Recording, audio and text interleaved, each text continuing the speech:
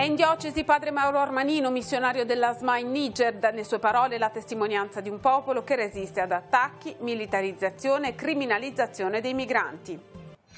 ASL 4, l'RSU CISL soddisfatta dei nuovi codici colore per l'accesso al pronto soccorso, ma chiede più personale per l'emergenza. L'organico ora è carente, si spera in nuove assunzioni. Ultime fasi per il rifacimento del tetto della palestra comunale di Cicagna. La struttura ritornerà agibile per l'inizio dell'anno scolastico, spesa prevista 100.000 euro. Più forte della mareggiata, Zoaglia ha celebrato la festa della Madonnina del Mare, cambiata la sede della messa, modificato il programma, non è sparito l'affetto dei fedeli. Non è mai sorpassata la vicenda umana e spirituale di San Francesco, lo ha dimostrato il gruppo interparrocchiale a piedi scalzi che ha messo in scena a Levi la commedia musicale Frate Francesco. La registrazione questa sera su Telepace 2. Buongiorno a tutti, ben ritrovati con la nostra informazione. Dunque è tornato in diocesi per un periodo di sosta padre Mauro Armanino, religioso di Casarza Ligure, impegnato da anni in Niger con la società Missione Africana. I migranti siamo noi, ha detto nei giorni scorsi nel corso di un incontro in Val Petronio. Sono lo specchio di ciò che siamo. Un invito dunque a riflettere sul fenomeno migratorio in modo differente. Nessuna novità invece rispetto al rapimento di padre Maccaldi, scomparso ormai da 10 mesi. Il Niger è circondato da 7 paesi, ognuno dei quali esercita una forte pressione migratoria. Negli ultimi anni è sempre più spesso protagonista di attacchi da parte di Boko Haram e di altri gruppi jihadisti. È in questo quadro che prosegue l'opera di padre Mauro Armanino, missionario SMA di Casarza Ligure. La comunità internazionale lamenta, agisce a colpi di denaro, militarizza le aree e criminalizza i migranti. Semplicemente per ragioni strategico-geopolitiche di presenza in quest'area, ricca comunque di materie prime, e anche geopoliticamente ricca e importante. E in ultimo direi questo atteggiamento di arroganza che pensa che i tempi siano come quelli di prima, e cioè che il colonialismo sia ancora possibile oggi. È un grosso errore. Il Niger, che per lungo tempo è stato solo un paese di transito dei migranti diretti in Libia e in Algeria, si è trasformato in uno dei paesi più ospitali del Sahel, nonostante sia uno dei più poveri del mondo. E questa l'opera portata avanti da padre Armanino. Non siamo nati con i documenti sono scelte politiche, di rapporti di forza. Quando parliamo dei migranti non parliamo di altri, parliamo di noi. E il modo con cui trattiamo i migranti è il modo con cui ci trattiamo in realtà, perché l'esclusione dei migranti e anche l'esclusione di noi stessi.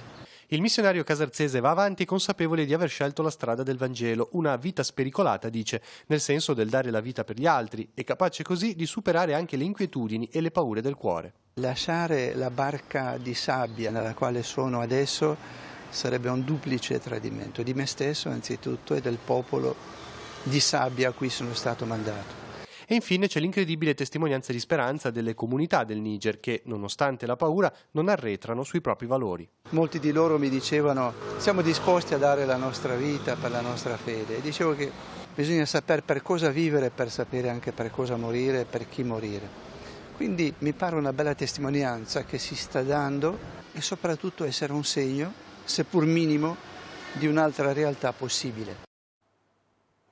A Lavagna proseguono i lavori per la realizzazione della nuova rotatoria in via Moggia in corrispondenza dello svincolo autostradale.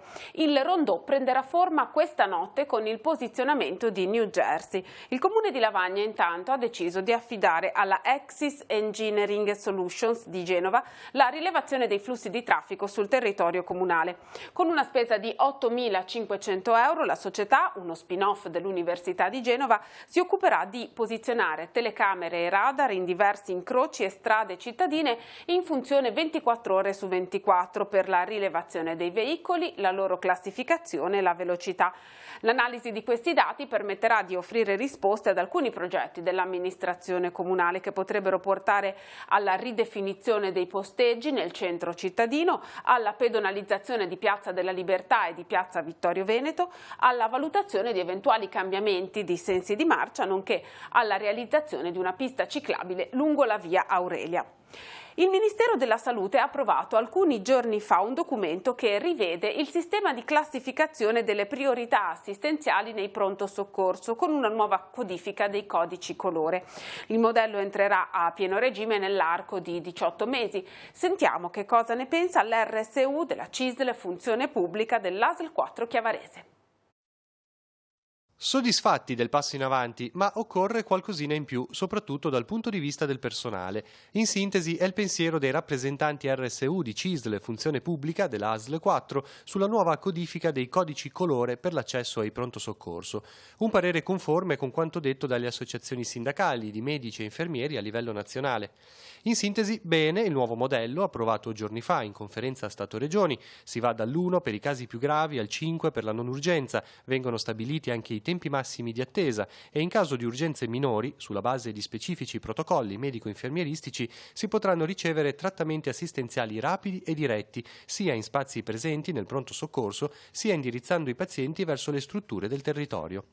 Le perplessità dei lavoratori piuttosto riguardano il personale. Temiamo, scrive l'RSU CISL dell'ASL 4, che queste misure siano insufficienti se non verrà messa in atto un'adeguata copertura di organico, che in questo momento all'ospedale di Lavagna è assolutamente carente. Un personale che, è da immaginare, lavora duramente, tanto che l'equipe del pronto di Lavagna ha ricevuto di recente il premio Esculapio d'Oro del Comitato Assistenza Malati Tigullio. La buona notizia, prosegue le CISL Funzione Pubblica, è che la Regione Liguria ha concesso il nulla osta a nuove assunzioni, motivo per cui abbiamo buone speranze che il personale venga sostenuto in maniera più adeguata. Una decina di dipendenti inoltre sarà chiamato dall'ASL 4 a tempo determinato per le sostituzioni di maternità, spiega il sindacato. Questo è visto come un ottimo passo avanti e nel solco di un nuovo e proficuo processo di collaborazione e sensibilità reciproca. I vertici della ASL poi sono tornati a esprimersi rispetto all'inizio degli interventi di ristrutturazione del pronto soccorso di Lavagna a partire da ottobre. Ci saranno disagi, ma, spiega CISL in conclusione, guardiamo con favore a questo rinnovamento, perché oggi gli spazi disponibili non sono più idonei ad ospitare in maniera decorosa tutta l'utenza che si rivolge alla nostra struttura. E una delegazione dell'RSU aziendale ha incontrato di recente i rappresentanti del Tribunale dei diritti del malato che hanno il polso della situazione rispetto ai pazienti ricoverati negli ospedali del nostro territorio. Auspichiamo, ha dichiarato in merito la CISL, una sempre maggiore collaborazione fra tutte le associazioni che si occupano degli ammalati per mantenere un buon livello di gestione di una sanità che deve rimanere efficace, pubblica e universale. L'assessore al turismo del comune di Rapallo, Elisabetta Lai, chiede che anche i dati relativi alle presenze nelle case vacanza vengano conteggiati nelle statistiche sui flussi turistici. Attualmente a Rapallo le case vacanza sono, secondo una recente stima, 758 per un totale di oltre 3.600 posti letto. Il numero è in crescita, evidentemente identifica un cambiamento nelle abitudini e nelle esigenze che non può essere trascurato. Nonostante questo, segnala Lai, il dato non rientra fra le statistiche dell'Osservatorio Turistico Regionale. Questo genera due conseguenze principali: la difficoltà a redigere una pianificazione turistica corretta e una modifica del tessuto sociale della città, perché sempre più proprietari preferiscono affittare i loro appartamenti come case vacanza per brevi periodi piuttosto che affittare ad un singolo inquilino per lunghi periodi. Il Comune di Rapallo è stato fra i primi a segnalare questa questione e in collaborazione con Federalberghi ha avviato una campagna per debellare il fenomeno delle case vacanza abusive, che sono un problema non solo a livello fiscale ma anche a livello di sicurezza. L'auspicio di Lai è che ora ci sia anche un'evoluzione in senso statistico per arrivare ad un quadro completo dell'andamento turistico. Per la politica amministrativa oggi andiamo in Val Fontanabuona. Cicagna in fase di completamento l'intervento al tetto della palestra comunale che era stato danneggiato dal maltempo alla fine del 2018. Nel frattempo si stanno predisponendo i bandi e le progettazioni per altri interventi sul territorio. Sono addirittura d'arrivo a Cicagna i lavori di ripristino del tetto della palestra comunale. Con una spesa di oltre 100.000 euro è stata ripristinata la copertura danneggiata dall'ondata di maltempo dell'autunno scorso. Entro l'inizio dell'anno scolastico l'intervento sarà concluso per permettere l'utilizzo della struttura agli alunni del comprensivo.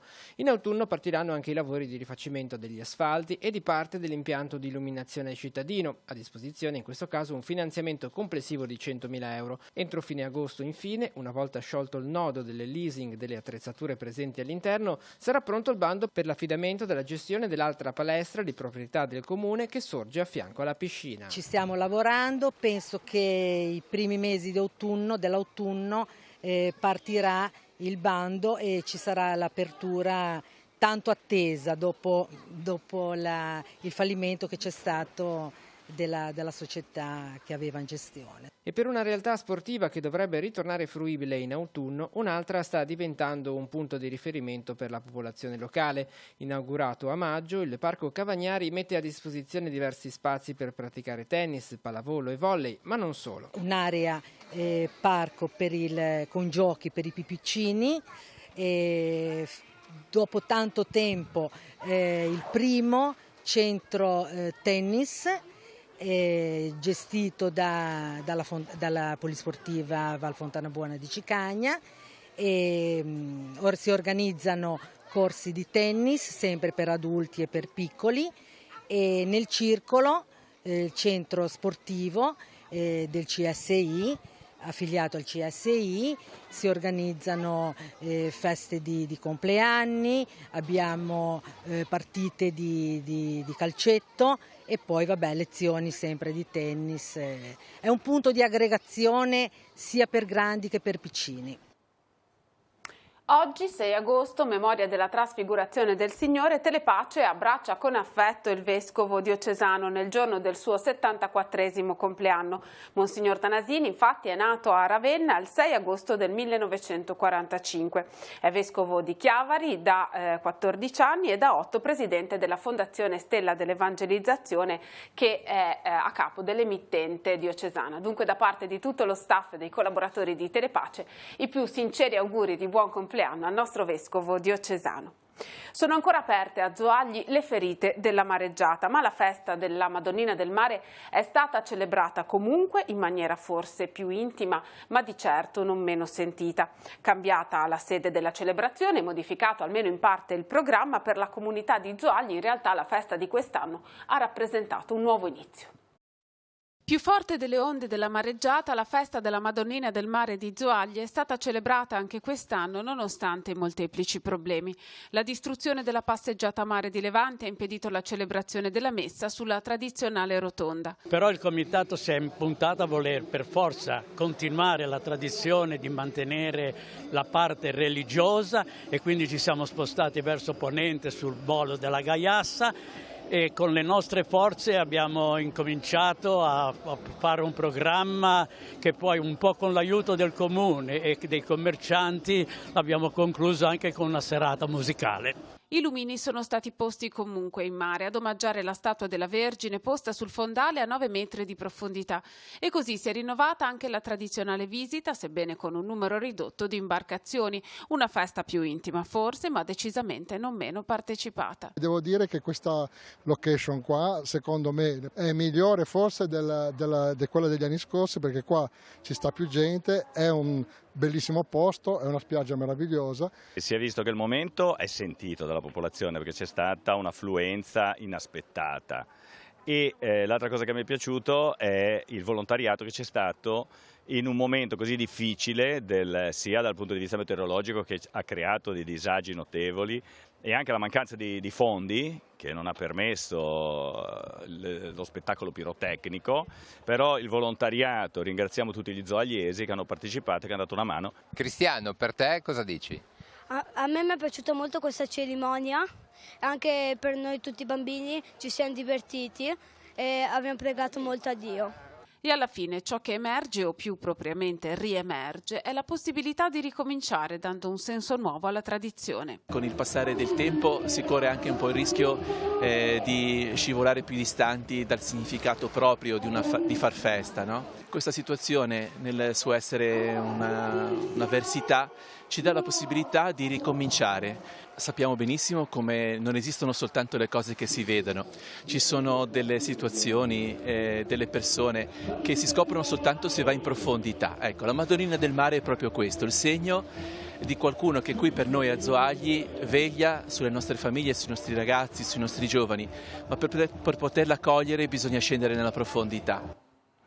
Questa sera alle 20:50 su Telepace 2 al canale 85 trasmetteremo la registrazione della commedia musicale Frate Francesco, liberamente ispirata al musical Forza Venite Gente, ideata dal coro interparrocchiale della zona pastorale di Levi Camposasco e portata in scena nell'area interna al monastero Santa Chiara di Levi, dove le sorelle Clarisse, che hanno eccezionalmente preso parte alla rappresentazione, sono una presenza preziosa da ben 25 anni.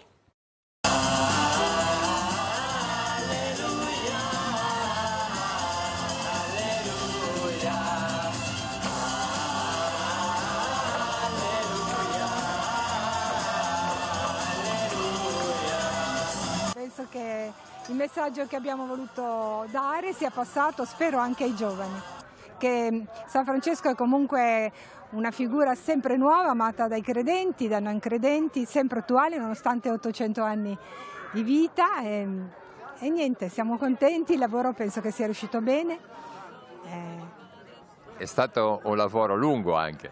È stato lungo di alcuni mesi, direi. Abbiamo fatto inizialmente una prova alla settimana, poi abbiamo incrementato le prove per riuscire ad arrivare a questo risultato. Mi sono ritrovato con un ruolo bellissimo, difficile, impegnativo, che mi ha fatto capire tante cose anche come padre. Sono veramente contento di averlo interpretato e con un figlio come Francesco poi insomma è più facile.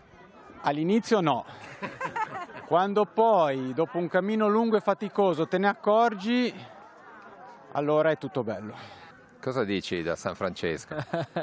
Mi viene da ridere, Robby. Mi viene da ridere che è stata una serata forte di tante emozioni, che è stato un po' il coronamento anche di mesi di lavoro, che non sono stati tutti idilliaci, perché chiaramente a volte noi, io in primis, ci facciamo prendere dalla frenesia della vita e arriviamo la sera stanchi con 1000 pensieri e 1000 preoccupazioni, e non è stato facile, perché comunque qua bisognava lasciarle tutte fuori e per provare a raccontare qualcosa, a raccontare questo messaggio, veramente immedesimarsi e calarsi veramente nel personaggio.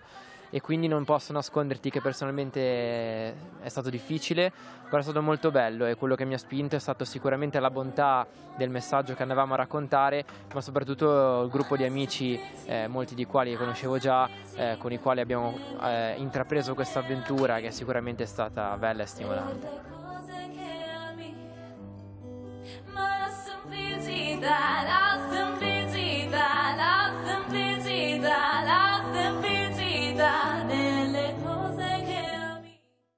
E allora questa sera su Telepace 2 alle 20:50 in replica domenica, festa memoria liturgica di Santa Chiara, potrete seguire nuovamente la registrazione alle 21:10 su Telepace 1 al canale 15. Ora sfogliamo le pagine dei quotidiani in edicola questa mattina, poi ci ritroviamo per tutti gli altri aggiornamenti. Avvenire titola in sicurezza al bis, il decreto anti-ONG passa al Senato con la fiducia, nessuno dei 5 Stelle si oppone, il cardinale Bassetti non seguire pifferai magici, intanto nuovi arrivi e vittime in un barchino, con 160 sì diventato a Lecce appunto anche le multe sulle navi di soccorso, Forza Italia non vota, Fratelli d'Italia si astiene, vertice con i sindacati, Conte promette aiuti alle famiglie e tagli fiscali, poi la fotonotizia che arriva dagli Stati Uniti, è un bimbo che porta un omaggio floreale alle vittime del Pazzo, la ricetta di Trump, solo pena capitale dopo le stragi, no al suprematismo e ai limiti delle armi. Alcol e liti in discoteca, mix mortale per i giovani, morti 2 ragazzi travolti di proposito, il nodo delle regole sui superalcolici. E poi ancora al Cairo, attentato fa strage all'ospedale, 20 le vittime dell'estremismo, tensione anche col Pakistan, l'India toglie l'autonomia al Kashmir e nella terra dei fuochi, racket dei rifiuti, danni a 33 camion. Interviene il presidente della CEI, il cardinale Bassetti, che dice basta con i pifferai magici. Dal presidente l'invito a essere cristiani, miti e rivoluzionari contro egoismo e xenofobia. È antievangelica la logica del nemico esterno, no alle pretese etiche in nome dei diritti individuali. Siamo sul secolo XIX, la maggioranza tiene al Senato il decreto sicurezza bis, ormai è legge, e una tragedia ad Aulla, nella Lunigiana, spinge spinto in vasca dagli amichetti, muore a 10 anni per un malore. Ancora dal secolo XIX di oggi la fotonotizia, Wall Street ed Europa vanno KO per i dazi e le tensioni in Asia. Corinaldo preso a Sestri Levante, presunto capo della banda. Andiamo a vedere dal Levante. Cavallari preso a Sestri la sera in cui si svolgeva la Silent Disco. I carabinieri locali hanno collaborato con i colleghi di Ancona per fermare il giovane. Il ragazzo non aveva con sé spray al peperoncino. E siamo alla politica. Totti frena sulla staffetta con Bucci, la Liguria vale più di un ministero, elezioni regionali, il governatore leader di Cambiamo, punta alla riconferma del 2020, la battuta del sindaco di Genova, io futuro presidente, sì, ma di una squadra di calcio o della Repubblica.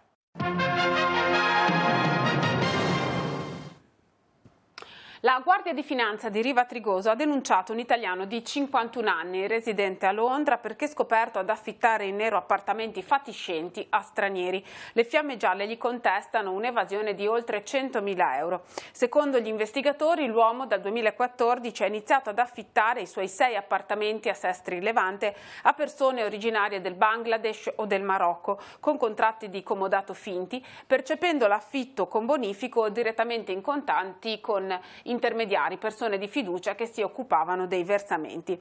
Oltre all'evasione gli è stata contestata anche la violazione della norma che obbliga a comunicare alle forze dell'ordine i nominativi delle persone alloggiate.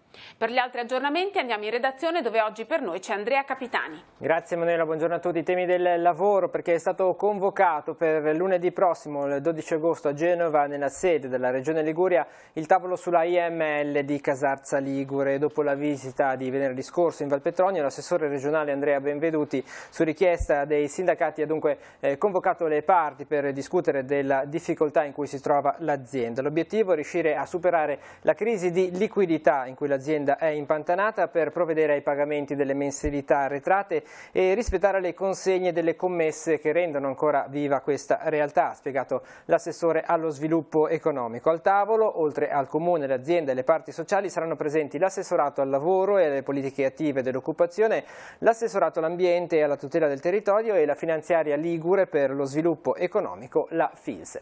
E tu date la linea.